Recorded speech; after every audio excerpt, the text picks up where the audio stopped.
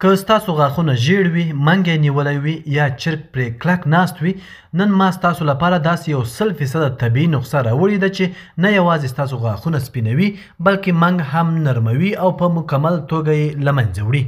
سلام، ستړي مشئ. په سر کې یادونه کوو که مو چینل نوي سبسکرایب کړی د طبي معلوماتو لپاره خان هیلث چینل در سره سبسکرایب کړئ.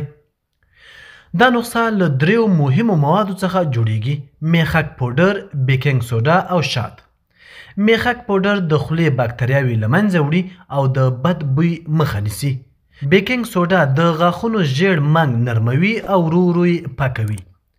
شات د خولې التهاب کموي او د غاښونو سطحه نرموي.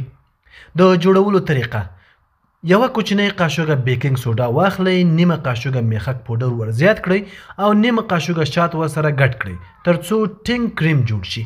د استعمال طریقه: مسواک یا د غاښونو برس واخلئ، کریم پرې واچوئ، د غاښونو سطحه په نرمه توګه د 2 دقیقو لپاره برس کړه، په ځانګړې توګه هغه ځایونه چې منګ او ژیړوالی لري.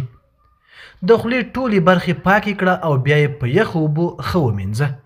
یادونه: دا کار یوازې 2 ځله په اونۍ کې وکړه، ځکه چې بیکینګ سوډا که زیات استعمال شي وریو ته زیان رسوي.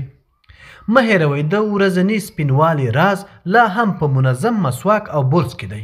که تاسو غواړئ داسې نور کورني نسخوجات در سره شریک کړم، ویډیو ته لایک ورکړئ، چینل سبسکرایب کړئ او خپل نظر په کومنټ کې ولیکئ. تر بلې ویډیو پورې ښاد او ودان اوسئ. د الله پامان.